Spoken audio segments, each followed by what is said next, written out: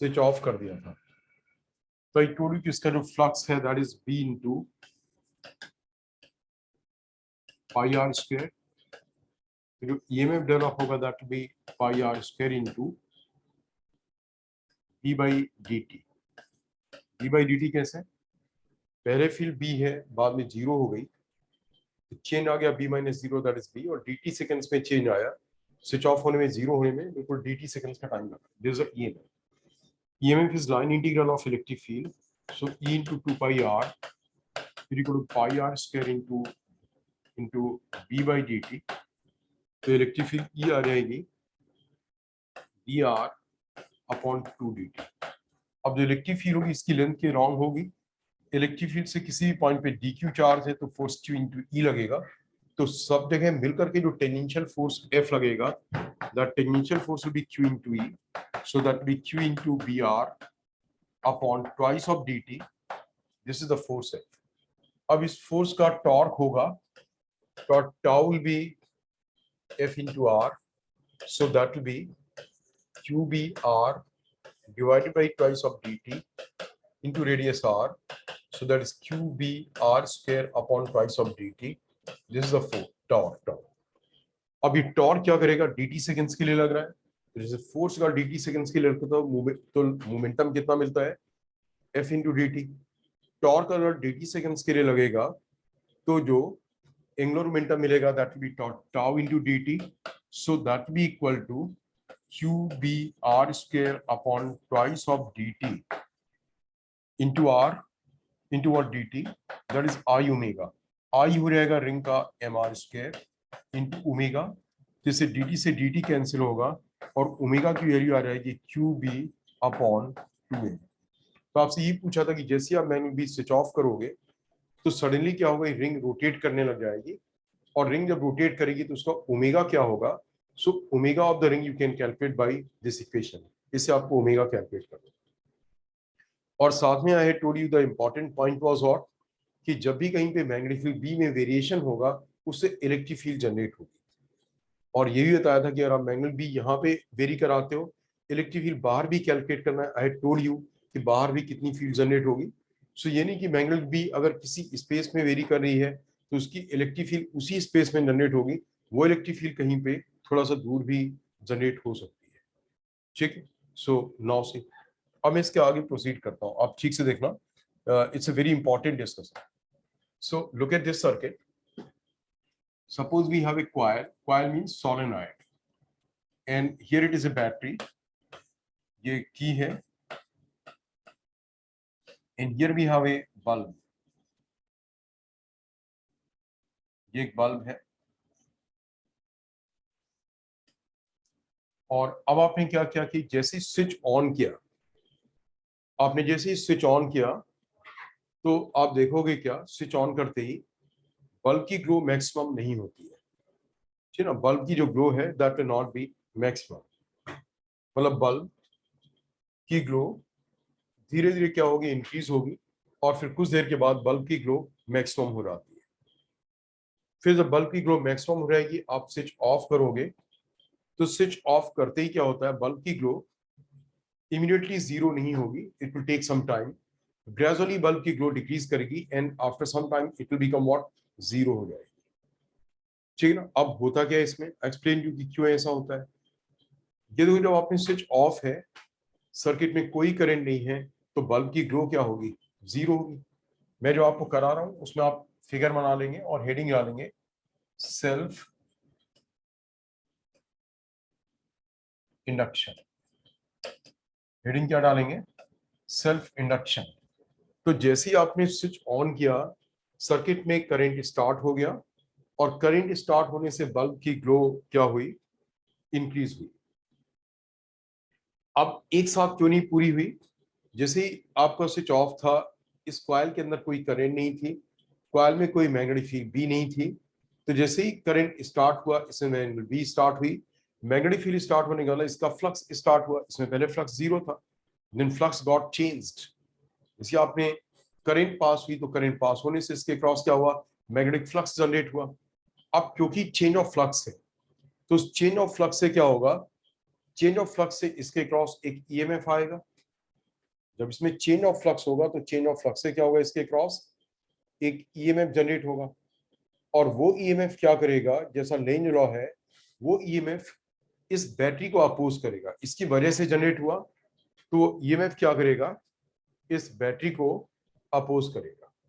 जो rate of change of flux है वो क्या करेगा, इस बैटरी को अपोज करेगा। आप समझ गए मेरी बात?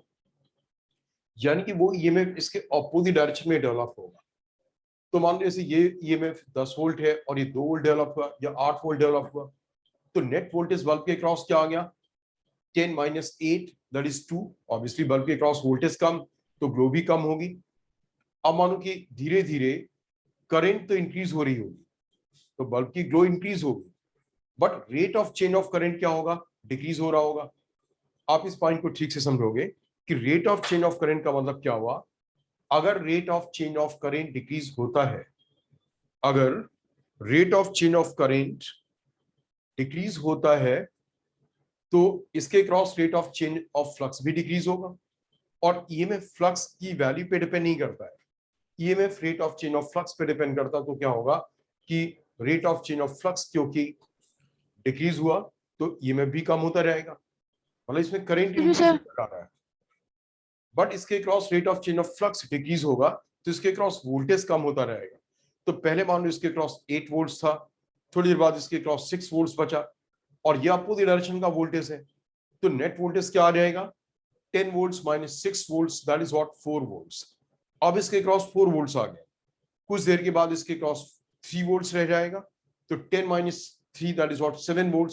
तो बल्ब के क्रॉस वोल्टेज क्या होगा, इंक्रीज होता रहेगा, and after some time current will become constant. कुछ देर के बाद करंट क्या होगी, कांस्टेंट। करंट कांस्टेंट होगी और मैक्सिमम होगी, तो फ्लक्स इसका मैक्सिमम हो जाएगा क्योंकि मैग्नेटिक फील्ड भी मैक्सिमम होगी, so flux will also become maximum. Please repeat. देखो यहाँ पे हुआ क्या, स्टार्टिंग में करंट 0 थी तो इसके क्रॉस मैग्नेटिक फील्ड 0 थी, जब मैग्नेटिक फील्ड 0 थी तो इसका फ्लक्स भी 0 था। जैसे ही स्विच ऑन किया तो स्विच ऑन करते ही करंट स्टार्ट हुई तो इसमें मैग्नेटिक फील्ड भी जनरेट हुई और इसका फ्लक्स इंक्रीज हुआ। मैग्नेटिक फ्लक्स के इंक्रीज होने से इसके क्रॉस एक ईएमएफ जनरेट होगा, वो ईएमएफ उस रीजन के ऑपोजिट होगा जिस रीजन से जनरेट हुआ। ये ईएमएफ इसके क्रॉस जनरेट हुआ बिकॉज ऑफ दिस ईएमएफ, तो इसे अपोज करेगा, यानी कि ये ईएमएफ इसके ऑपोजिट डायरेक्शन में जनरेट होगा। स्टार्टिंग में जब कोई चीज 0 से सर्टेन वैल्यू पे पहुंचेगी, जैसे इसकी एंगल भी 0 से सर्टेन वैल्यू पे पहुंची, तो उसका रेट ऑफ चेंज क्या होगा, बहुत ज्यादा होगा। जब रेट ऑफ चेंज काफी ज्यादा होगा इसका, तो इसके क्रॉस वोल्टेज काफी ज्यादा डेवलप होगा। मान लो ये 10 वोल्ट्स है, मे बी इसके क्रॉस 9 वोल्ट्स डेवलप हो गया, और ये अपोजिट डायरेक्शन का वोल्टेज है, तो नेट वोल्टेज क्या बचा, 10 minus 9 that is what 1 volt बचा। अब जब केवल 1 वोल्ट बचा तो इसके क्रॉस वोल्टेज केवल बल्ब के क्रॉस 1 वोल्ट आएगा और बल्ब की ग्लो काफी कम होगी।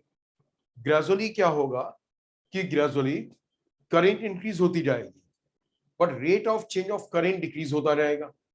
ऐसा कई फंक्शंस में होता है, जैसे आप देखो y equals to sine omega T, time के इंक्रीज के होने से साथ y बढ़ता रहेगा, बट dy बाई dt क्या होगा, it is what, it is t into it is omega into cos of omega T. Time जब इंक्रीज होगा तो कॉस ओमेगा टी क्या होगा, डिक्रीज होगा।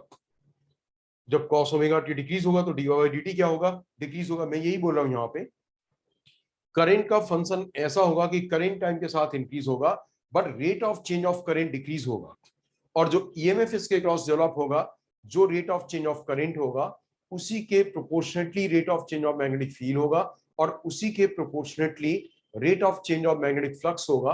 तो rate of change of magnetic flux decrease करेगा तो ऑपोजिट डायरेक्शन का वोल्टेज क्या होगा, डिक्रीज होता जाएगा। जब ऑपोजिट डायरेक्शन का वोल्टेज डिक्रीज होता रहेगा तो बल्ब के क्रॉस नेट वोल्टेज क्या होगा, इंक्रीज होता रहेगा, और बल्ब की ग्लो क्या होगी, मैक्सिमम होती जाएगी। कुछ टाइम के बाद ये जो करंट है यहाँ पे, ये करंट कांस्टेंट हो जाएगा। करंट कांस्टेंट यानी मैग्नेटिक फील्ड भी कांस्टेंट, यानी फ्लक्स कांस्टेंट, तो इसके क्रॉस ईएमएफ क्या आ जाएगा, 0। जब इसके क्रॉस ईएमएफ 0 हो गया तो बैटरी का पूरा वोल्टेज बल्ब के क्रॉस आ जाएगा और बल्ब की ग्लो क्या होगी, मैक्सिमम होगी। अब आपने क्या किया, स्विच ऑफ कर दिया। स्विच ऑफ करते ही क्या हुआ, करंट डिक्रीज होगी, तो अभी करंट मैक्सिमम थी, फ्लक्स मैक्सिमम था। जैसे ही करंट डिक्रीज होगी तो फ्लक्स क्या करेगा, flux will start decreasing. Flux जब डिक्रीज करने पे आएगा, फ्लक्स क्या होगा, डिक्रीज करने पे आएगा फ्लक्स, तो बच्चों से होगा क्या कि rate of change of flux हुआ, ईएमएफ डेवलप होगा। अब ईएमएफ डेवलप क्यों हो रहा है, करंट के डिक्रीज होने की वजह से। तो क्योंकि ये करंट के डिक्रीज होने की वजह से हो रहा है, तो ये ईएमएफ क्या चाहेगा, करंट को मेंटेन करना चाहेगा, मतलब वो इसी और ईएमएफ डेवलप होगा। तो आपने जैसे ही स्विच ऑफ किया, बैटरी का कनेक्शन हट गया, करंट सडनली जीरो हो जानी चाहिए थी, बट इसके cross rate of change of flux से जो ईएमएफ डेवलप होगा, वो ईएमएफ इसके करंट के डिक्रीज होने को अपोज करेगा। जब करंट के डिक्रीज होने को अपोज करेगा, तो उससे क्या होगा, इसके क्रॉस करंट कुछ देर तक चालू बनी रहेगी, मतलब करंट विल बी कंटिन्यूड, और बल्ब की ग्लो क्या होगी, कुछ देर तक बनी रहेगी। धीरे धीरे करंट डिक्रीज होकर के जीरो हो जाएगी, तब बल्ब की ग्लो क्या होगी, जीरो होगी। अब अगर आप इस फिनोमेनन को ओवरऑल देखते हैं, तो ओवरऑल क्या हुआ, जैसे स्विच ऑन किया, we wanted to increase the current, तो कॉइल का रोल क्या हुआ, ये करंट के इंक्रीज होने का अपोज कर रहा है, एक साथ इंक्रीज नहीं होने देता, ग्रेजुअली इंक्रीज होने देता है। जब आपने स्विच ऑफ किया, तो कॉइल क्या करती, करंट को एक साथ डिक्रीज नहीं होने देता, डिक्रीज होने का अपोज करता। That means coil is not opposing current, coil is opposing the change of current. Coil का रोल क्या हुआ, आप अगर करंट इंक्रीज भी करते हो तो ये अपोज करती है, करंट डिक्रीज भी कराते हो तो क्या करती है, उसे अपोज करती है। तो यहाँ पे जो फिनोमिनन है, ये इसी का नाम सेल्फ इंडक्शन है। मतलब सेल्फ इंडक्शन क्या होगा, सेल्फ इंडक्शन की डेफिनेशन इट इज दिस कि the phenomenon in which a coil opposes the phenomenon in which a coil opposes the in which a coil opposes the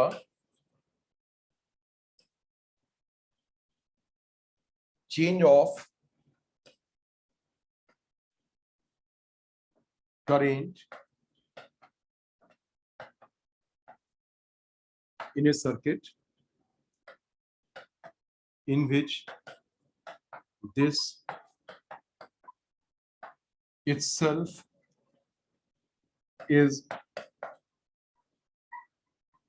present is called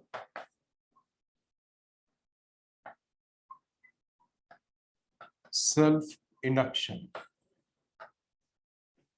जिस circuit में coil present है, ये coil जब आप switch on करते हो, switch off करते हो, तो इसी सर्किट की करंट के चेंज को अपोज करता, मतलब ये कॉइल करंट को अपोज नहीं कर रहा है, ये कॉइल केवल सर्किट में करंट के चेंज को अपोज कर रही है, इंक्रीज होने को भी अपोज कर रही है, डिक्रीज होने को भी अपोज कर रही है। तो हम बोलते क्या है कि this phenomenon is called what, self induction. Phenomenon को बोलते क्या है, we call it self induction, ठीक है ना। और जिस प्रॉपर्टी की वजह से कॉइल करती है, the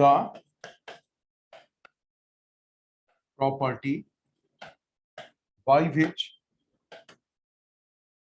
coil does so, the property by which coil does so is called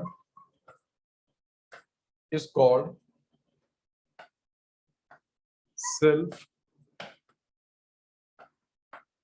inductance or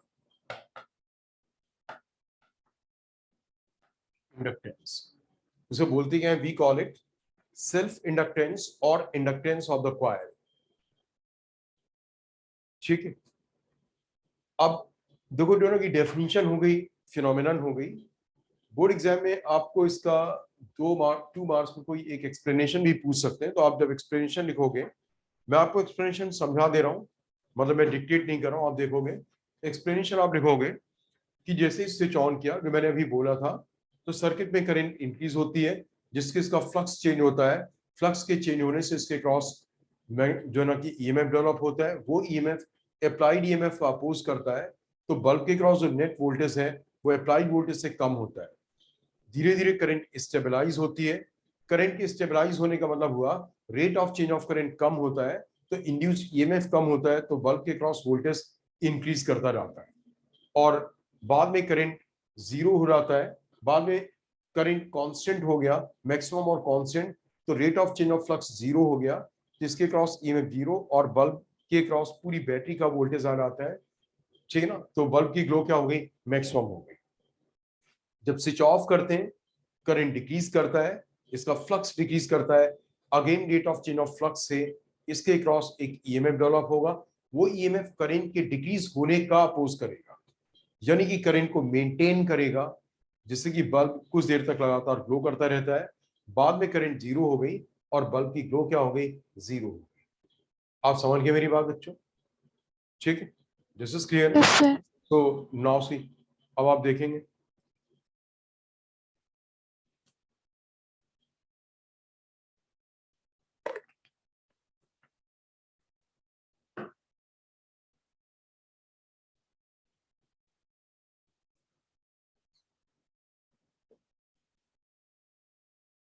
this clear है, नाउ सी अब ये देखोगे, अब हम इसे मैथमेटिकली करते हैं कि क्या कितना कैसे हो रहा है। लुक एट दिस, आप देखोगे जैसे जो कॉइल थी उस कॉइल का जो फ्लक्स फाई होगा that will be directly proportional to current in the coil. जो फ्लक्स फाई होगा that will be directly proportional to what, current in the coil. क्यों, तो जितनी ज्यादा करंट होगी उतनी ज्यादा मैग्नेटिक फील्ड भी होगी, उतना ज्यादा फ्लक्स होगा। So we say that flux phi is equal to L I. L is what, L is a constant of proportionality called coefficient of self induction. Constant of proportionality called coefficient of self induction. This is called coefficient of self induction. Just clear? L का जो MKS unit है it is Henry, H से denote करते हैं, but Henry काफी बड़ा unit है, तो छोटे यूनिट्स इसके होते हैं, जैसे 1 milli henry equal to 10⁻³ henry, या 1 micro henry equal to 10⁻⁶ henry. Is that clear? 10⁻⁶, ठीक है ना, और 10⁻⁻⁶ हेनरी। Is that clear? आप समझ गए? अब आप देखो इससे वो d∅dt equal to minus of EMF E equals to L di/dt, because L तो कांस्टेंट है, so EMF E becomes what, L minus of L di/dt, this is EMF। इतना EMF आ जाएगा। मतलब अगर आपको कोएफिशिएंट ऑफ सेल्फ इंडक्शन दे रखा होगा और rate of change of current पता है, तो उससे आप क्या करोगे, उससे you can calculate the EMF across the coil. आप उसे कॉइल के अक्रॉस जो EMF होगा दैट यू कैन कैलकुलेट, ठीक है। This is clear students? Now see, yes sir. आप देखो इसका जो क्वेश्चन होगा किस तरीके से होगा, जैसे आपसे बोला गया सर्किट में करंट I1 थी 2 एम्पियर्स और करंट I2 हो गई 2.5 एम्पियर्स, 2.5 एम्पियर्स,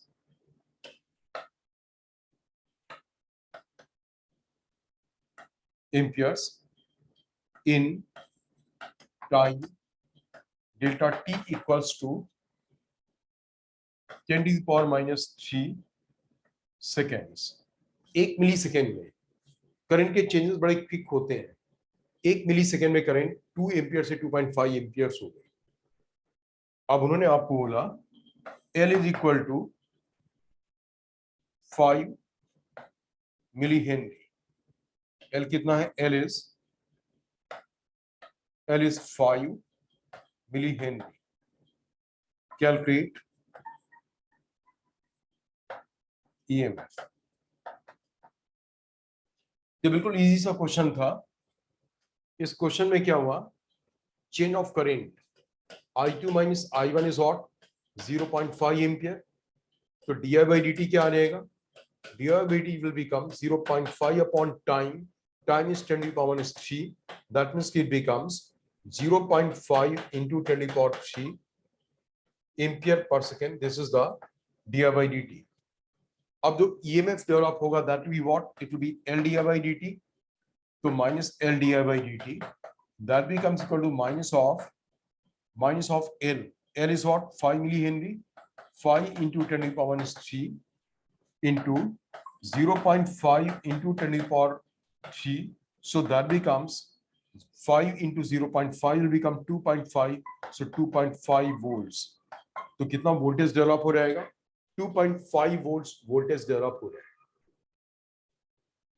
ठीक है ना? मतलब दोनों तरह के क्वेश्चंस होते हैं. या तो आपको ईएमएफ ई की वैल्यू दे देंगे. अच्छा, माइनस साइन का कोई बहुत सिग्निफिकेंस नहीं यहाँ पे.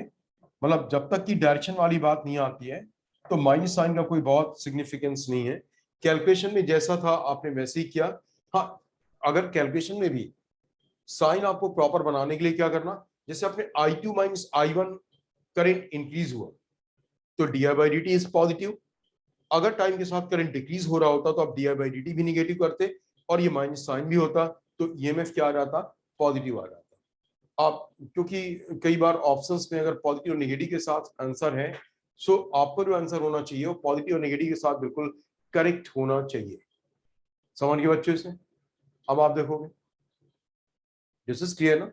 नाउ सी, अब इसका जो दूसरा एप्लीकेशन आता वो ये होता है, जैसे आपसे एक कॉइल दे दी गई. कॉइल में n टर्न्स हैं, रेडियस r है.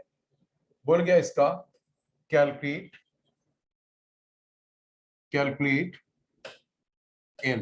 इसका आपको coefficient of self induction calculate करना है. तो बच्चों अगर आप इसका coefficient of self induction calculate करना तो आप क्या करेंगे, आप इसमें करंट I ली, एक टर्न में करंट I, और ठीक ना, एक टर्न में करंट I, तो एक टर्न की मैग्नीट्यूड B कितनी होगी? Mu naught by 2 into I by R. But number of turns n है तो मैग्नीट्यूड B कितनी होगी? इतनी होगी. अब देखो जब इतनी फील्ड एक टर्न से पास, इतने सारे टर्न से पास होगी, एक टर्न का फ्लक्स होगा इंटू पाई आर स्क्वायर. क्योंकि ये जो मैग्नेटिक फील्ड है वो एक टर्न से थोड़ी पास होगी, वो तो सारे टर्न से पास होगी. तो एक टर्न का फ्लक्स इंटू n टर्न का फ्लक्स. आपने देखा n दो बार आया. एक बार जब आपने फील्ड कैलकुलेट की, एक टर्न होता तो mu naught by 2 into I by R होता. n टर्न तो मैग्नेटिक भी इतनी होगी. और ये फील्ड एक टर्न से पास हुई, लेकिन ये फील्ड तो सारे टर्न से पास होगी. इसलिए फ्लक्स में क्या होगा? n दो बार मल्टीप्लाई करना पड़ेगा. ठीक है ना? ये फ्लक्स फाई.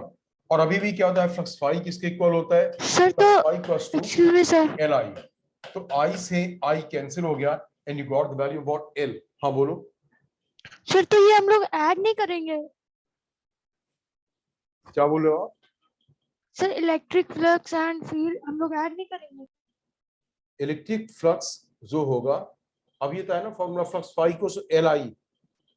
आई आपने एज्यूम किया था आई से आई कट जाएगा और एल की वैल्यू आ जाएगी. हमने पहले मैग्नेटिक फील्ड बी निकाली, mu naught by 2 into I by R. ये एक टर्न की वजह से यहाँ पे n टर्न्स हैं तो फील्ड कितनी आएगी? Into n. अब वो मैग्नेटिक फील्ड जो आपने कैलकुलेट की वो एक टर्न से पास होती तो pi are square into that field इसका फ्लक्स आता. लेकिन वो मैग्नेटिक फील्ड भी n टर्न से पास हो रही तो क्या होगा? Flux into n. And that flux phi will be equal what? L I. जैसे आप देखो आपके पास एक सोलेनॉइड है, number of turns n, radius इसका r है और टोटल लेंथ l है. मतलब जिस कॉइल का भी आपको सेल्फ इंडक्शन कोएफिशिएंट निकालना होगा उसमें आप करंट I लोगे. तो आपने इसमें क्या किया? करंट I ले ली. इसकी मैग्नीट्यूड B क्या होगी? Mu naught small ni. That means what? B equals to mu naught n1 by n into I. क्योंकि स्मॉल n क्या होता है? नंबर ऑफ टर्न्स पर यूनिट लेंथ. इतनी मैग्नीट्यूड B आ गई. अब ये मैग्नेटिक फील्ड एक टर्न से पास होगी तो उसका फ्लक्स कितना होगा? Mu naught n1 by l into I into pi are square. इतनी फील्ड एक टर्न से पास होगी तो b इंटू ए. लेकिन ये फील्ड तो सारे n टर्न से पास होगी, यहाँ पे n1 नहीं n है ना? So this becomes what into ये 1 टन का फ्लक्स, सारे n टन का फ्लक्स, और फ्लक्स फाई किसके इक्वल होगा, एल आई के। आई आपने एज्यूम किया था, आई से आई कैंसिल हो गया and you got the value what L. तो जब भी आपसे किसी कॉइल का coefficient of self induction calculate करने के लिए बोलेंगे तो आपको इस तरीके से करना है। अब इसका एक और एप्लीकेशन बनता बच्चों, देखोगे वो जो एप्लीकेशन है वो एप्लीकेशन ये है कि आप देखेंगे जो एप्लीकेशन इट इज दिस, आपसे एक रेजिस्टेंस आर दिया गया है, एक बैटरी है, एक कॉइल है, this point is A, this point is B, R की वैल्यू है 5 ohms, बैटरी है 2 volts की, एल की वैल्यू है 3 हेनरी, मतलब 3 मिली हेनरी, करंट आई है, आई इज 2 एम्पियर्स, लेकिन करंट आई कांस्टेंट नहीं है, current I is increasing at a rate di by dt is equal to 2 into 10 to the power minus 3 ampere per second. Current इस rate से increase कर रही है। अब आपसे क्वेश्चन पूछा गया, कैलकुलेट VAB, मतलब आपको ए और बी पॉइंट के क्रॉस पोटेंशियल डिफरेंस कैलकुलेट करना है। आपको ए और बी पॉइंट के क्रॉस क्या करना है, पोटेंशियल डिफरेंस कैलकुलेट करना है। तो you'll see हम क्या करेंगे, सबसे पहले देखेंगे कि ये जो इंडक्टर है वो एक बैटरी की तरह बिहेव करेगा। उस बैटरी का वोल्टेज कितना होगा, EMF E will be L di by dt। तो आप देखो L की वैल्यू है 3 into 10 to the power minus 3 और di by dt की वैल्यू कितनी है 2 into 10 to the power minus 3। इसकी वैल्यू है ये 10 to the power minus 3 नहीं, ये +3 है। You don't know this what? It is +3. So into 10 to the power 3, so that becomes 3 into 6. 6 आ गया, 6 volts इसका EMF होगा। पहला टास्क आपने इसका वोल्टेज निकाला। दूसरा टास्क आप क्या करोगे, जब आपको ये वोल्टेज आ गया है तो फिर आप इसका वोल्टेज का पोलैरिटी सेलेक्ट करोगे, किस ओर पॉजिटिव किस ओर नेगेटिव, वो इस लॉजिक से करोगे। ठीक से समझना, करंट इस ओर है और वो करंट इंक्रीज हो रही है, करंट इस ओर है और इस ओर की करंट इंक्रीज हो रही है, तो बैटरी होगी करंट के इस ओर के इंक्रीज करने का अपोज करेगी, यानी इसका पॉजिटिव इस ओर आएगा, नेगेटिव इस ओर आएगा। करंट इस ओर है और वो करंट इंक्रीज हो रही है, तो बैटरी क्या करेगी, इस ओर की करंट के इंक्रीज होने का अपोज करेगी। इस ओर की करंट के इंक्रीज होने का अपोज करेगी का मतलब ये हुआ, ये करंट इस ओर देगी तभी तो इंक्रीज करने का अपोज करेगी। अब आप देखो, जो मैंने आपको किरचॉफ्स लॉज में सिखाया था, किरचॉफ्स लॉ में जब हम पूरे लूप के लिए बनाते थे तो एक तरीका था कि कैसे पॉजिटिव वोल्टेज नेगेटिव वोल्टेज लेते हैं, और जब हम दो पॉइंट्स के बीच का पोटेंशियल डिफरेंस निकालते हैं, तो how do we start from the point A VA। अब बताया क्या था, वहां पे जब आपको दो पॉइंट्स के बीच का पोटेंशियल डिफरेंस निकालना होता है और आप एक रेजिस्टेंस में पास करते हो करंट की डायरेक्शन में, रेजिस्टेंस से क्रॉस वोल्टेज होगा IR, लेकिन अगर आप रेजिस्टेंस के थ्रू पास होते हो करंट की डायरेक्शन में तो क्या आता है -IR। सो -IR, I कितना है 2, R कितना 5, सो दिस व्हाट, ये आपका आ गया -IR। अब रास्ते में बैटरी आ गई, बैटरी के लिए क्या बताया था, जहां पहुंचना है उस ओर बैटरी का पॉजिटिव तो क्या आएगा +2, जहां पहुंचना है उस ओर इस बैटरी का क्या है नेगेटिव, और इसका वोल्टेज कितना है 6 वोल्ट्स। देखो इसका वोल्टेज 6 वोल्ट्स -6। अब हम बी पे पहुंच गए, so that is what VB।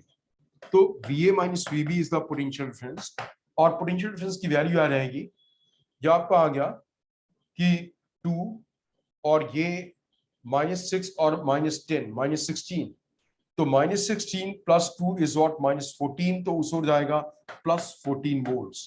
This is the potential difference.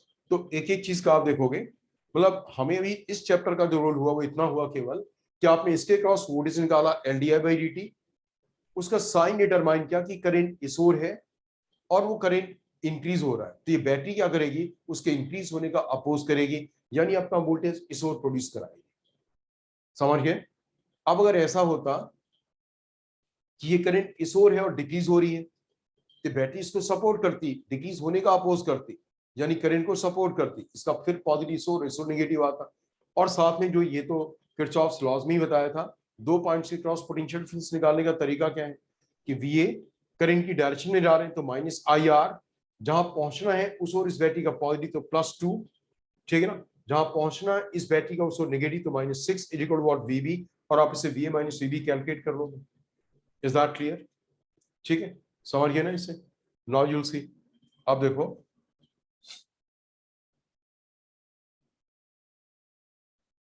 Now look at this.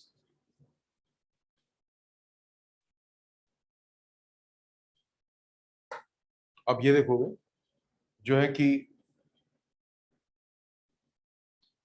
जो कोफिशिएंट ऑफ, मतलब ये जो फिनोमिनन थी आपकी सेल्फ इंडक्शन में, यही होता है। सेल्फ इंडक्शन में जितने भी क्वेश्चंस बनते हैं मैंने आपको सारे बता दिया। Next is mutual induction.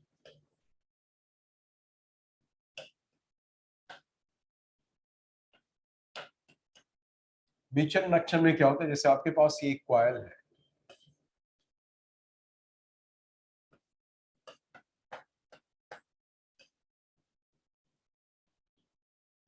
ये कॉइल है, इसके नेबरहुड में एक और कॉइल है, यहाँ पे गैलोनोमीटर है, यहाँ पे क्या है, गैलोनोमीटर है,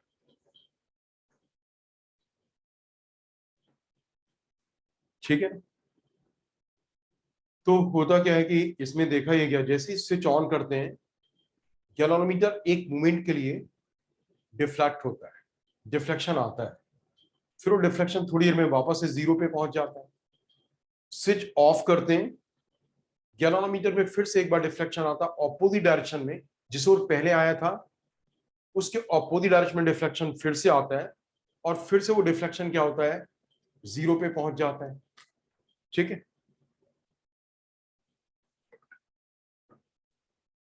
राइट। अब देखो क्या होगा कि ये क्यों हुआ। जैसे इसका स्विच ऑन किया, इस सर्किट में पहले कोई करंट नहीं थी, कोई मैग्नेटिक फील्ड नहीं थी, स्विच ऑन करते ही इसमें करंट आई, और इसकी करंट से इसमें मैग्नेटिक फील्ड भी आई, इसमें करंट आई और मैग्नेटिक फील्ड आ गई। अब वो मैग्नेटिक फील्ड यहां से यहां पास हुई, इससे मैग्नेटिक लाइंस ऑफ फोर्स आया और यहां पास हुए, इससे इसमें, ठीक है। तो पहले इसका फ्लक्स 0 था, अब इसमें जब मैग्नेटिक फील्ड भी पास होगी तो इसमें फ्लक्स आएगा, there is a rate of change of flux. तो जब आप देखो बच्चों, इसमें जब rate of change of flux है, तो rate of change of flux से क्या होगा, इसके क्रॉस एक वोल्टेज आएगा, वोल्टेज आने से क्या होगा, इसके क्रॉस करंट आएगी, और गैलोमीटर में क्या हुआ, डिफ्लेक्शन आ गया। अब ये थोड़ी देर के लिए ही क्यों हुआ, क्योंकि जैसे आपने स्विच ऑन किया कुछ देर में इस सर्किट की करंट कांस्टेंट हो गई। जब इसकी करंट कांस्टेंट, तो इसकी मैग्नेटिक फील्ड बी भी क्या होगी, कांस्टेंट, और जब वो कांस्टेंट मैग्नेटिक फील्ड बी इसके थ्रू पास होगी तो इसका फ्लक्स कांस्टेंट होगा। जब इसका फ्लक्स कांस्टेंट होगा तो rate of change of flux 0 होगा, और इसके क्रॉस क्या होगा, कोई ईएमएफ नहीं, और इसमें कोई करंट नहीं आएगी। समझ गए? अब क्या हुआ, स्विच ऑफ किया, अभी स्विच ऑफ करने के पहले इसकी करंट मैक्सिमम थी, इसकी फील्ड मैक्सिमम थी, इसका फ्लक्स मैक्सिमम था।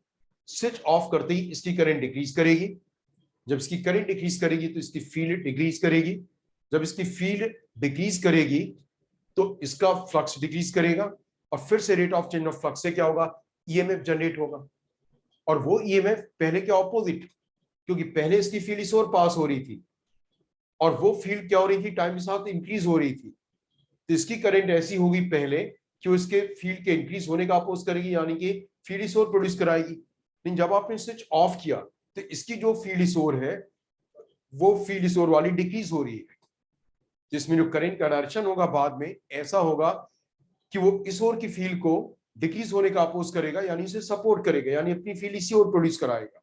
इसलिए करंट का डायरेक्शन उल्टा आएगा और गैलोमीटर में डिफ्लेक्शन क्या होगा, ऑपोजिट डायरेक्शन में होगा।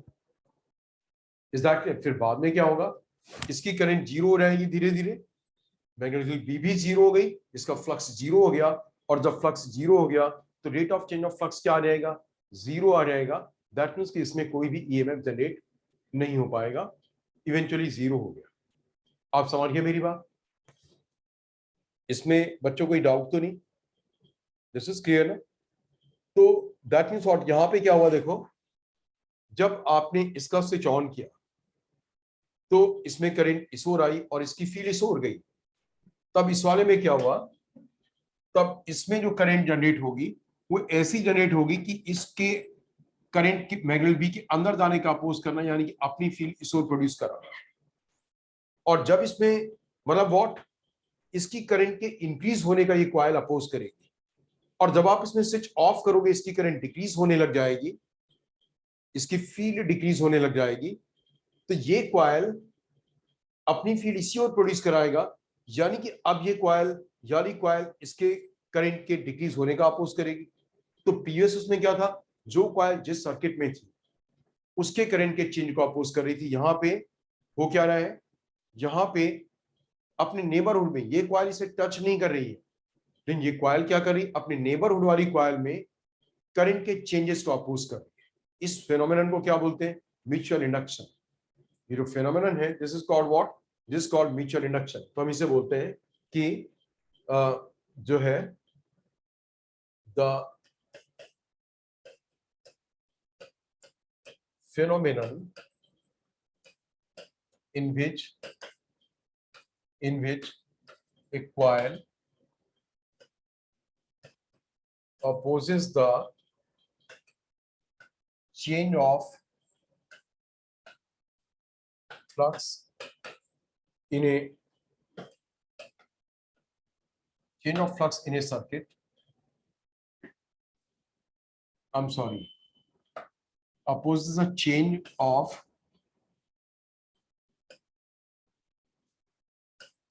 current